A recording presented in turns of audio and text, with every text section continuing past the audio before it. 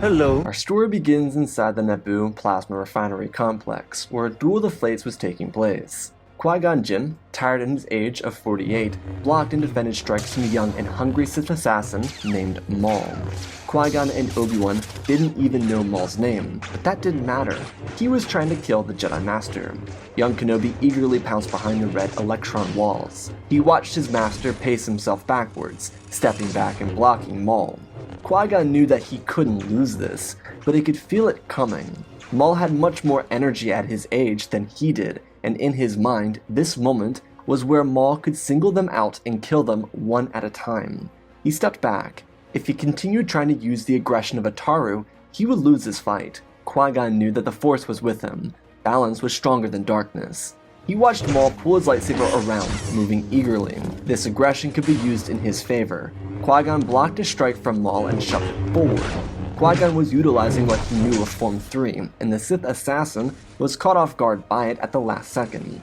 Qui-Gon had a killing blow, but he didn't make it. The swing would have left him open for a counter. But the worst part is, Maul tripped. He was so eager to kill Qui-Gon that in expecting his opponent to match him with ferocity, he didn't anticipate a defensive masterclass. Maul, who lunged forward, now jammed the tip of his left foot into the ground while twisting his ankle. His footing fell out from under him, and Qui-Gon watched, raising his lightsaber to be horizontal with his body as the Sith assassin fell into the pit beside them. He howled in fear as his lightsaber flapped onto the ground behind him. Qui-Gon used the Force to pull the Acolyte's weapon into his hand as he looked over. The electron walls opened, and Kenobi popped forward. Qui-Gon raised his hand, the one that Maul's blade was in, to stop Obi-Wan, but he didn't see it. When he looked over, the Zabrak had vanished into the abyss. He had fallen victim to the Jedi. Obi-Wan smiled, and asked his master if he was alright, and he nodded his head. But he told Obi-Wan that they would need to inform the Council about this development.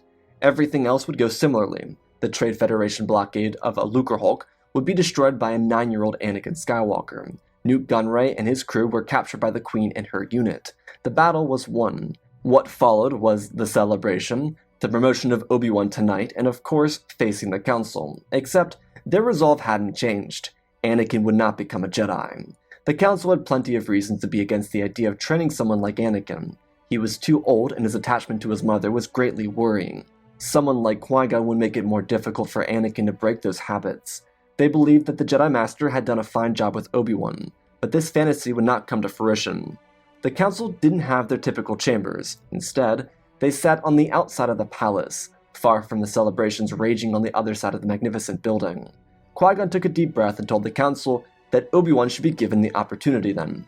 Saesee Tiin looked to the other Jedi, then to Qui-Gon, and told him that it wouldn't be proper for someone of his age to begin training so soon. Mace belayed that idea. He was young when he trained Deppa, finishing her training and becoming a master before Obi-Wan's age, which was currently 25. It wouldn't be a matter of age, and Saesee knew that. There was no reason to argue on fallacy. Qui-Gon could see that these were excuses. Yoda had been the only member of the Council to disagree with the idea of bringing Qui-Gon into their ranks a couple years back, and now they were mixed in his decision to bring Anakin into the Order. Yaddle, who was standing beside Even Keel, spoke up. She said that young Kenobi should be given the chance to speak to the Council about this. She then asked Qui-Gon if he had consulted his student. Qui-Gon shook his head, expressing that he had hoped that he would have the honor of training Anakin. The Council told him to speak with Skywalker and Kenobi. While he did, they'd make their own decision to such a proposition. Of course, if Obi-Wan agreed to the idea. Qui-Gon bowed and went to the other two, who were sitting in an adjacent room from the counselors. He asked Obi-Wan to speak with him alone, and they walked away from Anakin. They spoke extensively about it. Kenobi was initially flabbergasted, but Qui-Gon reeled him in. He expressed that this wouldn't be a long-term deal for him, as he explained the plan. Essentially, all Obi-Wan needed to do was agree to this, and Qui-Gon would handle it from there. Maybe it was a bit unethical, but it was, in his mind, the best way to get this done. He presented it to Obi-Wan as this. Kenobi would instruct Anakin with oversight from Qui-Gon. From there, Kenobi could continue his own individual studies, which would lead him down whatever path he wanted to go. At that, Obi-Wan would have the chance to train Anakin, if he wanted, and reach the rank of Master in no time. Qui-Gon knew how committed to his studies Obi-Wan was, so this in his own mind was the best way to take care of Obi-Wan and Anakin at the same time. Young Kenobi reluctantly agreed to it, and told Qui-Gon that he had a bad feeling about doing this. which led Qui-Gon to smile and pat his shoulder as they moved back to the adjacent room from the Council. Qui-Gon would explain everything to Anakin, as Obi-Wan informed the Council himself, and alone, that he would take up the mantle of training Anakin Skywalker, with their permission of course. They were again reluctant, but they agreed to these terms, telling young Kenobi that his student would be Anakin Skywalker. However, they were to have strict oversight. They understood that Qui-Gon would be invested in such a decision, so in a means to make sure everything was balanced, they wanted frequent updates from Obi-Wan. They needed this done once every other week, and Kenobi had no issues with this. He was nervous about training Anakin and keeping the Council updated, but for now, he was just going to ride the wave. Hopefully Qui-Gon wouldn't force him to lie to the Council. While the Jedi were finishing up celebrations on Naboo before returning to Coruscant on the Ecumenopolis itself, Dooku stood in the courtyard, looking at the tree in the Garden of Light. The leaves had all departed and Dooku felt his call to darkness. Without Qui-Gon passing, he felt relief, though he was worried about Maul. His death wasn't confirmed, which in his mind meant that he had survived, somehow. Who knows, falling down an endless pit wasn't as deadly as it sounded. Master Jin exited a door and found his master, speaking to him loudly and grabbing his attention. Qui-Gon wanted to take Dooku to meet his grand student and his great-grand student. It was about time they did this. After all these years, without having a chance to meet Obi-Wan, there was no better time than now.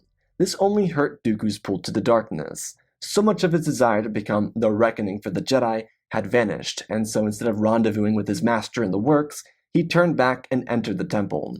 Across the city of Coruscant, Lord Sidious waited idly. He watched the skies looking for his new apprentice, and then a ship entered the hangar. Out of it walked his beaten Sith assassin, Maul. Sidious scowled at him, never having expected Maul to have survived the fall. Perhaps there was usefulness for him, but nevertheless, he failed on Naboo. He would suffer the price of his lack of vision. Sidious electrocuted his student into endless pain, until he found himself bored of his torture. He told Maul to clean up and prepare for his next instruction. Sidious then realized, after hours, that Dooku was no longer as trustworthy as it seemed. Palpatine hadn't ordered Qui-Gon's death, but he never told Maul to avoid killing him. He knew that Dooku's weakness would be his former student, and because Qui-Gon survived Maul, it was clear that Dooku wasn't sure about how he could continue forward with this. Sidious knew that the archives had been cleared of Kamino. Sith-O-Dyas' death was covered up too. Chancellor Valorum's aide Silman was dealt with, and even more, the clone army was beginning its construction, thanks to Lord Tyrannus. The plan could go on from there without Dooku. All Sidious needed was someone else to prop up into a position of power to start the Clone War, and it wasn't going to be Maul. There was a young Jedi that Palpatine had his eyes on for a replacement, but he was a Jedi Padawan at the moment. It would be decided in the near future if that was the appropriate route to go. There were 10,000 Jedi to choose from, plus many more Force sensitives around the galaxy. Sidious, on the other hand, had to make appropriate plans for Dooku. His older friend would need to be treated for his decision to avoid the Sith. Palpatine knew that Dooku could expose him at any time, so he needed to cover up the potential threat of that. Inside the Jedi Temple, after introducing Dooku to Anakin and Obi-Wan, Master Qui-Gon approached the Council once more. He came to them with very little interest in continuing their more aggressive discussions. Instead, he wanted to propose something to them. They were all ears, as always, and he had realized that he hadn't informed them about the situation in the Outer Rim. They looked to each other, and he told them that the Outer Rim had descended into chaos. It was harder for them because the Republic's territory was shrinking, and due to the Senate pulling resources from mid-rim territory, crime rates were going up. All of this had been seen by Qui-Gon and the Council, not more than a year before when they went to Quan at the edge of Hutt space, and assisted in the restructuring of a Jedi outpost present. But Qui-Gon was concerned because the Jedi needed to be doing more. He revealed everything he saw on Tatooine, including the nature of Shmi's imprisonment. The Council let out an audible gasp at this notion. Plo Koon was the first to critique this, reminding Master Jin of the events surrounding Master Sith-O-Dyas' actions with the young individuals he selected to become Jedi, who never made it past their initial trials. Adi Gallia concurred. She told Qui-Gon that they had left his mother in a terrible predicament, and young Skywalker in an even worse one. Plucking him from children on a slave-infested world didn't just make a bad image of the Jedi, but one of the Republic. An entire group from the youngest generation on that planet would see the Jedi as this. Plo picked up, and even though the Jedi weren't what they were being made to be seen as, it didn't matter. The perception had forever been changed. Mace rubbed the side of his temple and closed his eyes. The Master of the Order was responsible for the entire Council's mission to Quen a year ago. It was his idea to dispatch the Council itself in its entirety, and it was because of Windu's decision that the fate of that planet had been forever changed. Mace asked Gallia if there were any other outposts on that side of the galaxy that could be reopened. She nodded and spit out several answers: Kelduin, Tenu, Jeunesse, Lesser, Takato, Bafri, and Olega. Kiadamundi spoke up, reminding the Council that most of these were closed in the last year of Alorum's tenure as Chancellor. Even Peel said that he would suggest the Jedi looking into reopening Kelduin due to its closeness with Hutt Space and Quen. He turned to Master Windu and offered himself in the assistance of the reopening of such an outpost. Oppo Rencisa suggested that Tenu be reopened, remembering a number of great celebrations they had there, not to mention the assistance the outpost had been in their history. Mace himself believed that Olega should be reopened. Master Yariel asked if they should reopen it due to his troubled past, and Mace nodded his head. It'd be the perfect opportunity to make sure this location healed. Qui Gon watched Mace's gaze change from Yariel back to the Jedi Master standing in the middle of the chamber, as he asked Qui Gon if he could go to that outpost on Olega and reopen it. He could take a couple knights with him as he did it. Yoda then suggested that Dooku be the one to go to Tenu, and Qui Gon agreed. Yoda made a silly joke about it being the first time that Qui Gon ever agreed with him, which got a small chuckle from the body of the Council. The session was dismissed, with members of the Order spreading out. There was worry that they were spreading themselves too thin, but with Palpatine's administration beginning, it was the perfect opportunity to not shrivel from their responsibility. Palpatine was present with Valorum for much of his administration, often in talks with the Jedi, which the Masters present never minded. This would be their chance to keep things even with the new Chancellor and make sure everyone was on the same page. Dooku would agree to go to Tenu, despite still, in his mind, being aligned to the Sith. He wanted to help, and the only one truly capable of convincing him to remain a Jedi without intentionally doing so was Qui Gon. Master Jin would go to Olega and get started on his tasks. In the meantime, Obi-Wan, per Qui Gon's instructions, would begin to assist Anakin in person. Qui Gon asked for Kenobi's strategy, and he guided him into a more fitting plan. He told Obi-Wan that he shouldn't focus on the technical side of teaching. There was nothing wrong with consulting the archives, but when it was only necessary when time called for questions, not all the time. To be a good teacher, he needed to understand his student, and that wouldn't be accomplishable inside the archives away from Anakin. So with this, and of course the need to report to the Council every other week, he went to the youngling halls and worked with young Skywalker every day. This helped Anakin make new friends, avoid potential bullies, and feel totally welcome inside the Order. The issue never was Obi-Wan's ability to teach. It was simply a shift in his priorities as a young and inexperienced instructor. For months, this would continue all the same. Anakin would grow into one of the more popular students in his class. While he would struggle with the school work, he excelled at his physical work. Using the Boken staves was always a relief to him, especially after a bad grade or two. On the frontier, Kelduin was up and running. Master Peel was there more often than not.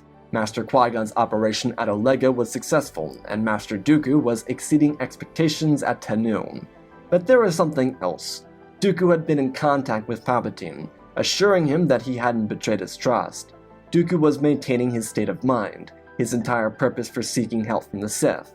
He wanted to help people, and Palpatine had to play the kind old man, so he allowed it to continue verbally. In action, he sent Jango Fett to Tenu to deal with Tyrannus. The reason he didn't send Maul was because his little Sith assassin turned apprentice was doing other work. He was out on a mission to find Aurra Sing and bring her to Coruscant. She was now a bounty hunter, but as a former Jedi, her skills could be useful for the Sith. Palpatine had also selected a couple Jedi that he had his eyes on, aside from young Skywalker. Dooku's death was sudden. It was accomplished by the best bounty hunter in the galaxy, and it was done at night. Jango used a poisonous dart and shot it off when Dooku was doing his nightly rounds outside the outpost. The Master Jedi found his peace on Tenu. He operated with intelligence, strength, and compassion. He remembered what it was like to actually be a Jedi, and when he had returned to the light, only days away from apologizing to Yoda and telling him the truth about Sidious, he was killed. Dooku was shot in the back of the neck with an Ord Mantell saber dart. It pierced his skin, and he was killed not more than 30 seconds after he was hit. The Jedi wouldn't find him until the morning when his body was crumpled up, as if he was inside of an egg. The dart was found and he was quickly transported back to Coruscant. Qui-Gon was devastated, and he had to take the leave of absence from Olega to be there when his master was buried. It truly was a heartbreaking day for Qui-Gon, but it gave him a chance to see his students again, which Anakin was extremely grateful for. The death of Dooku would be the perfect chance for Master Qui-Gon to teach his student about handling death and grief at the same time. These lessons would be imperative for Anakin going forward, and it was with Qui-Gon's guidance that he would fill the gap between regular human emotions and processing the travesties as a Jedi should. Qui-Gon was able to mesh both sides in a way that Master Kenobi would have struggled with. Anakin had a solid dynamic going on. As he grew with friends inside the Jedi Order, he grew with what he saw from his older brother in Obi Wan. Had Qui-Gon not been in the picture, he would have seen Kenobi as a father figure. But now, he was like a best friend, a brother, someone he could always confide in. What Obi-Wan didn't expect was how seamless everything went for him. He simply enjoyed every moment of training Anakin, because as Qui-Gon promised, he wasn't really training him.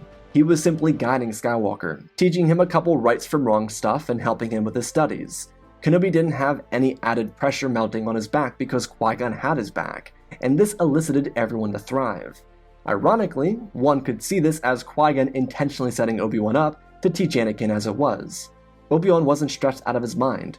Anakin was happy almost all the time, and Qui-Gon saw both Jedi thrive. It was perfect in his mind.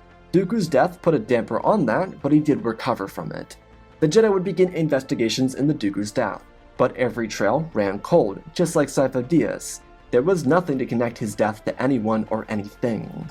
They did find that he used his master code to delete something from the archives, but no one ever figured out what that was. In the years that followed, thanks to the establishment of Kelduin, Tennu, and Olega, the Jedi were able to be more present. As an order of 10,000, their mission was always to help, to inspire, and to protect. There was only so much they could do as 10,000, but they were able to help exponentially due to these outposts. Kenobi and Skywalker were as tight as a duo could be, and they set themselves up on Olega for the time being.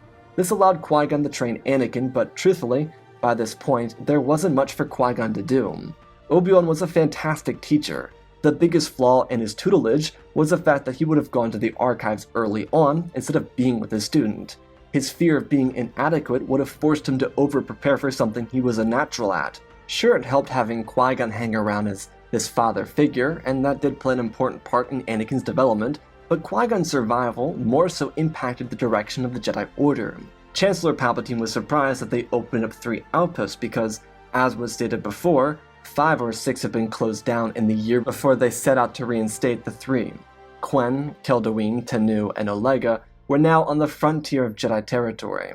Thanks to this frontier, the Jedi were also able to liberate packs of slaves. This could be from any number of systems. Zygeria, Nal Hutta, Tatooine, and Obadiah were just a few that could be named. These slaves would be sent back to reconditioning camps within the mid-rim and core, which helped slaves readjust or adjust to normal life for the first time or second time. Among the slaves rescued were Shmi, Wald, and Kitster. Ironically, it wasn't even because they were close to Anakin, just the fact that they got lucky around 28 BBY. As for the Sith, everything was going in accordance to Palpatine's plans. Without Dooku, there were some obvious hiccups along the way, but in addition to what would have been Dooku, he had Maul, Aurra Sing, and the Jedi Knight Baylan Skoll. He was able to use Baylan as the face of the operation for the future Separatist movement. The young Jedi was a bit easier to convince than Dooku was, due to his young age, only being around 23 when he was selected to join the Sith. Baylan was thrown into action early, and he was forced to work for the grassroots Separatist organization.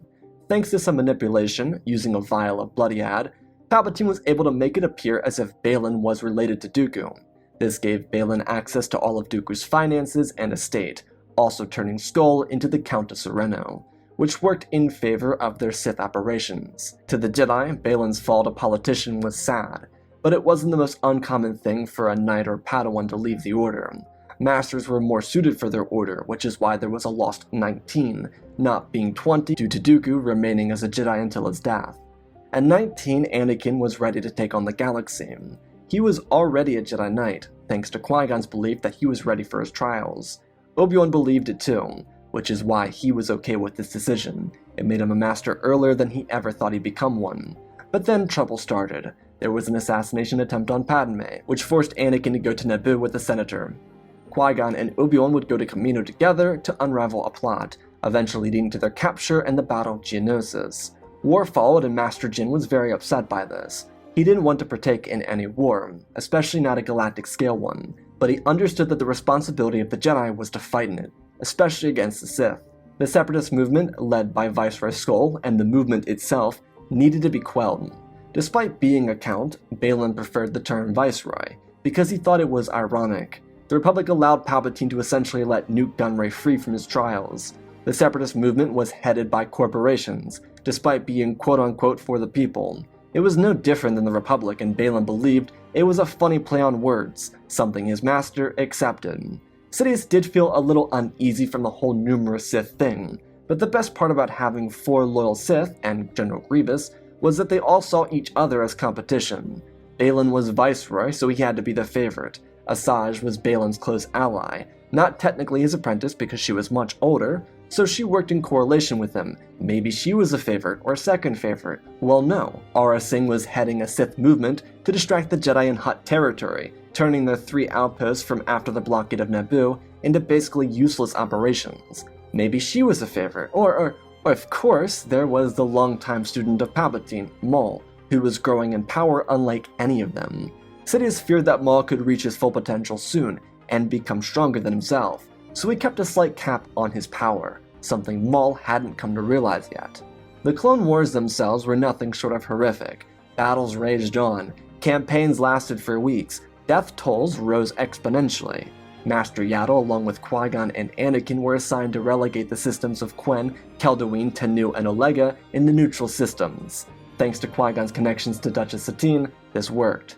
She allowed them into the neutral systems coalition. If there were no units of clones present at any of those functions, they were allowed. The Jedi agreed to those terms, and they became neutral territory. The issue Palpatine had was Baylan. Not that the young Viceroy didn't do a good job, but he was inexperienced. Someone like Dooku was a first choice because, in his age, he knew how to politically motivate people. Baylan struggled to keep up with everything. It was alright though. It wasn't like the addition of 4 Jedi outposts in neutral territory would win them the war, it was just simply a timing thing. Anakin still received Ahsoka as his student, and Obi-Wan decided to train himself a Jedi. This Jedi being Omir, a young Siren Jedi. Kenobi did wish he had the chance to go to Mandalore when Skywalker and Jin went there, but he was able to make peace with not being able to get out there. Obi-Wan and Omir continued to the battlefront and joined up with Commander Cody as they took on the Confederacy. Anakin kept his life secret, a secret from just Omir and Ahsoka. The 2 young Jedi, when they were both serving on the same battlefront, were very close. They had a tight dynamic, which they fed off of due to Obi-Wan and Anakin's closeness. Obi-Wan and Qui-Gon, on the other hand, were well aware of this relationship with Padme, because Anakin had no reason to believe that they would use it against him or bring it up to other Jedi. It was a secret, and it was something that Qui-Gon was able to involve himself with. He knew that Padme was huge on getting peace treaties done, but it never really got to that point. Despite having the Jedi actively working for peace, the Sith were able to counter at every junction. Thanks to Aurra Sing and her control and connections within the criminal syndicates, she was able to disrupt senator and representative transports en route to these locations. Either she'd kill someone off or scare them with a pirate fleet outside of one of these outposts. It didn't matter. Essentially all it did was stop the peace treaties from getting anywhere. What really became a thorn in Palpatine's side was 3 women of these 3 factions, Mina Bontiri, Padme Amidala, and Satine Kryze. Their influence over each of their respective parties and governments gave them the chance to foil Palpatine's plans. When Mina was assassinated, Palpatine hoped it would scare them off, but Satine was Mandalorian and Padme was as stubborn as a Mandalorian, so it didn't really bode well for him. He tried his best to get them killed, but the Jedi stopped it at every turn, the one thing they were able to successfully counter each time. The way the Jedi Council now operated was completely different too. While Obi-Wan, Anakin, and their Padawans were wartime generals and commanders, Qui-Gon was not. He wore general's armor to show solidarity with the clone army, but he was not a battlefront warrior. Qui-Gon and Yaddle were able to easily convince the Council to begin a neutral segment of the Jedi Order. They were recognized publicly by the Separatists, thanks to Mina before her death, and therefore the Republic and neutral systems recognized this unit of Jedi as neutral too. These Jedi resided in the 4 previously mentioned outposts, and they only worked on peace treaties. They did not interfere in the battles, nor did they instigate fights. Yaddle was able to recruit 24 Jedi for this, and Qui-Gon got another dozen. The Neutral Council was, in their mind, the key to ending the war. It wasn't just neutral Jedi counselors, there were other Jedi Knights and Padawans that came along for the ride. But thanks to Sith counters, it never really came. All that continued was battles upon battles. Thanks to Anakin's training, he wasn't as reactionary, but it didn't stop him from delving into the dark side once or twice, especially if his student was in danger. One of these times, Qui-Gon was around, which led him to bringing his 2 students and their students on a secret mission. He was able to break away from the Neutral Council to take the other 4 with him to Dagobah. He had learned of this planet in his travels and believed it was the perfect place to bring Anakin and Obi-Wan. Their students naturally would gain nothing but knowledge from this trip. By the time their little expedition began, it was the 3rd year of the war. The battle over Coruscant was just days away. When they arrived, Qui-Gon began a ritual he learned from Yaddle, that she had learned from Post-Sidious. The Jedi Master who was killed by his best friend had a tremendous strength in using Force visions. He could see things long before they ever came. Qui-Gon came here not just to help Anakin calm his darkness, but hopefully end the war in a different way. Thanks to the way everything had transpired, Satine was never killed by a criminal organized assault on Mandalore. Pirates did make a strike, but thanks to Jedi present, they were deterred. Master Yaddle fought Aurra Sing and beat her, forcing her to retreat from the fight as well. Satine was safe, and the Neutral System Coalition was as strong as ever. Despite her survival, Sidious's minions were able to stomp out hopes for a peaceful resolution time and time again. He was involved in everything, his eyes and ears always present, and with 2 separatist aligned Sith in Baylan and Asajj, 1 criminal syndicate aligned Sith with Aurra Sing, a Jedi aligned Sith in the making called Nameless Pa-Un, Grand Inquisitor, and freelance Sith Darth Maul, Sidious was able to place his hands in everything. His eyes and ears were always working overtime, and it paid off well. Because without these assets, Qui-Gon, Yaddle, and Satine would have ended the war long before it got to this stage. Inside the caves of Dagobah, the 5 Jedi got into a circle and started a meditation. As they went deeper and deeper into the meditation, they learned a terrible truth, one that showed the Jedi Order getting ravaged by Order 66. Because Qui-Gon never died, Yoda never had these visions. Master Jin and his allies could feel the heartbreak from Order 66, and he wished the students were never brought along because they didn't deserve this.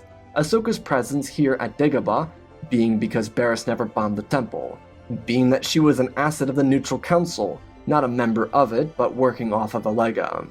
Their joint meditation drugged them through the suffering enforced by the Sith, and then there was a revelation, one that was only possible through the use of this joint meditation. Anakin was close to the Chancellor, but nowhere near as close as he should have been. Obi-Wan allowed it. Qui-Gon thought it was weird, but didn't intervene, as a means to make sure Anakin didn't feel like he couldn't think for himself. Anakin's connection to Palpatine led the Jedi to uncovering that he was the Sith Lord, and so they, in accordance to Qui-Gon's plan, laid a trap. Because Ahsoka could rile him up, she was the one told to contact the Chancellor, telling him to come to Dagobah at specific coordinates because she knew he was Darth Sidious. Palpatine had no choice but to leave. He couldn't risk it. He decided that as a means to cover up his departure, he would dispatch the Separatists to Coruscant regardless of his presence. He gave them the target of the Jedi Temple, in hopes that the Republic Defense Fleet would crumble and Grievous could hit his target. When Palpatine returned, he'd be able to execute Order 66 on the remaining Jedi that survived Grievous destroying their temple. When he arrived at Dagobah, the battle over Coruscant had just begun. He marched through the swamps of the dreary planet. He hated every second of it. Palpatine didn't even come dressed in the Sith robes. He came here to kill everyone.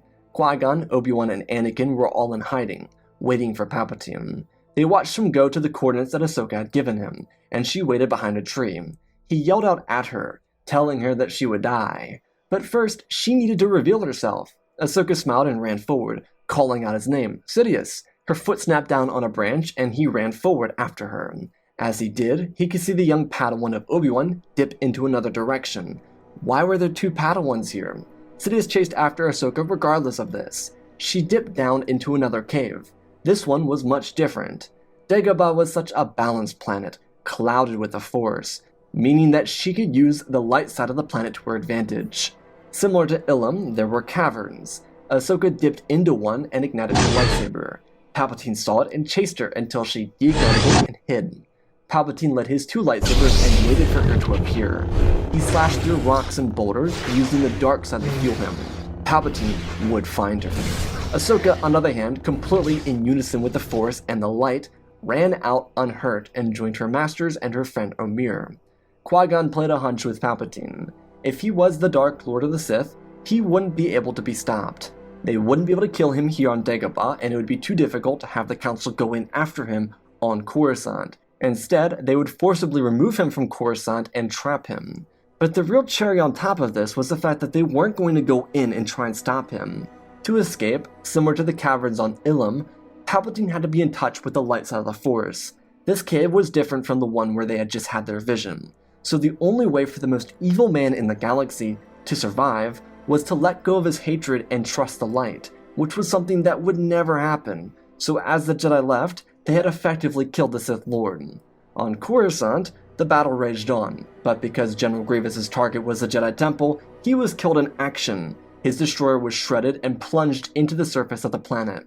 The Jedi were able to assist the people of the planet with finding refuge, while another Separatist warship clapped the side of the executive building. It didn't kill a whole lot of people, but it would coincidentally cover up the death of Palpatine.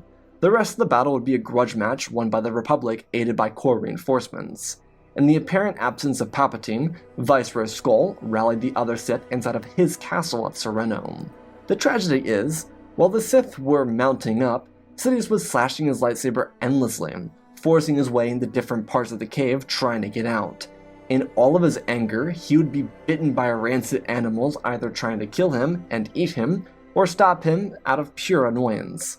He never really figured it out. The light was stronger than darkness, and Dagobah's light caves proved that right here and now. While the Republic grappled with the death of Palpatine and the attack on Coruscant, the Jedi mounted up their forces for a counterstrike on the Separatists. Without a General Grievous roaming around, their targets were few. Master Jedi were dispatched to lead these campaigns. Yoda went to the Senate to keep things tidy, and Skywalker noticed a temple guard leaving the temple for some unknown reason. They weren't really supposed to leave without any orders, so he attached a tracker to his ship without him noticing, and the temple guard left for Sereno, where he would join the other Sith, the last of 5. Baylan, Asajj, Aurra, Maul, and Grand Inquisitor were all that remained of the Sith. They were now debating their resolve. The Separatist Council was hiding out on Utapau, which the Republic was unaware of. Their movement had a reserve force that could allow them to break into the Mid-Rim, not to mention Aurra's allies could align with the Confederacy. The only issue is, they would lose their political leverage in doing so. Maul didn't care. He told Baylan to crown himself as Emperor and do it, but Baylan disagreed. Palpatine wouldn't have told him to do that, so he wouldn't do that. This led to the reason there was ever a rule of 2. The Sith could never get along. Baylan and Maul faced off with each other, but it never led to an actual battle because Ventress stepped in. She told them to knock it off. She was the eldest of the group and wasn't trying to have this nonsensical bickering. They needed to win this war, period, if she even cared about the war. No more politics, only battle. She suggested releasing the reserve forces, executing the council on Utapau, and then pushing for an ultimate victory. Baylan found that fair, plus, they could deal with the council now. He whistled at the tactical droid and told him to send over an order out to Utapau and have the Seppi Council killed. The tactical droid obliged. They continued their rounds, coming up with discussion points and plans of attack. Luckily, they hadn't gotten around to who was in command yet. The Sith were just trying to pick up the pieces of Sidious's plan, but that was difficult because he never told all of them everything. Even Baylan, the stand-in for Dooku, didn't know about Order 66. He was just a placeholder until Skywalker could be turned. With Grand Inquisitor's arrival, the Sith's fate had been sealed. A task force led by Anakin, including Obi Wan, Ahsoka, Qui-Gon, and Yaddle, followed the trail. Omir didn't believe he was ready, and opted out. Yaddle was on Coruscant at the moment for an unrelated reason, but because of the fact that Anakin needed her, she went. When the Jedi arrived outside of Castle Sereno, they saw 5 separate vessels and quickly ran in. As they got in, they saw faces that had become infamous during the duration of the war. Individuals that had been tormenting and killing Jedi, and finally, all of them were gathered here. Baylan was the first to ignite his lightsaber, with Maul, Aurra, Asajj, and Grand Inquisitor following in unison. Anakin led the pack of the Jedi, with Ahsoka, Obi-Wan, Qui-Gon, and Yaddle preparing for their combat. The Jedi were stacked, but Maul was nearing his full power. and with the ignition of every lightsaber, battle began. Skywalker versus Maul out of the gate, with Kenobi taking on Ventress and Aurra throwing her blades at Ahsoka. Qui-Gon batted away the young and eager Baylan Skoll, while Yaddle tried to turn the fallen Temple Guard back to the light. The room erupted into chaos. The Jedi and the Sith engaged in one final deathmatch. Anakin and Maul were nearly equal in speed and attack. Without suffering a super bad injury on either side, Maul and Anakin were able to hold their own against the ferocity of the other. The other duels weren't all this evenly placed. Anakin bashed against Maul, pushing him off balance. Ahsoka kicked Aurra back, ducking a shot from Aurra's blaster and swinging forward. Yaddle leapt off the wall to avoid a nearly lethal strike from Grand Inquisitor, as she realized that this fight couldn't be won with diplomacy. Obi-Wan and Asajj did their typical flirt fight thing, and Baylan pressed aggressively against Qui-Gon. Their strikes were stiff and strong. It kept Baylan off balance though, because Qui-Gon's mastery had prepared him for this. After almost dying to Maul, he committed himself to training harder, and so when he came face to face with Baylan, he was able to hold his own with his younger opponent. Asajj leapt at Obi-Wan. He used his back foot to plant into the ground and give him momentum to shove her into a wall. He grabbed her open wrist with his open hand to stop her from killing him. Aurra was kicked over a table, and Ahsoka, masterfully, lifted the table up. Aurra fell for it, swinging forward and cutting through the table, only to see Ahsoka driving her lightsabers into her side. Aurra fell victim to the light first, as Ahsoka moved in to help her master against the insanely powerful Darth Maul. This was a true test against each opponent at their peak. Maul and Anakin were almost completely evenly matched, and because of Skywalker's and Maul's extensive training, they were locking every swing and every parry. They couldn't break past the other's defenses. It was almost impossible for them. Anakin smiled seeing Ahsoka, and he threw his blade forward, knocking Maul back. He flipped over and nailed Ahsoka in the face with his boot, but she quickly recovered, defending a strike that could have killed her. Maul was then pressed backwards by an aggressive assault made by Skywalker. Baylan mocked Qui-Gon, who didn't buckle from his absurd tone. Qui-Gon ducked a strike and smacked his blade forward, throwing Baylan off balance. Behind Qui-Gon, Grand Inquisitor was cut down by a precise Yaddle. Her eyes moved to Obi-Wan and Asajj, who were still locked up against the wall. Kenobi told her to drop her weapons and return to her people. She didn't need to die today.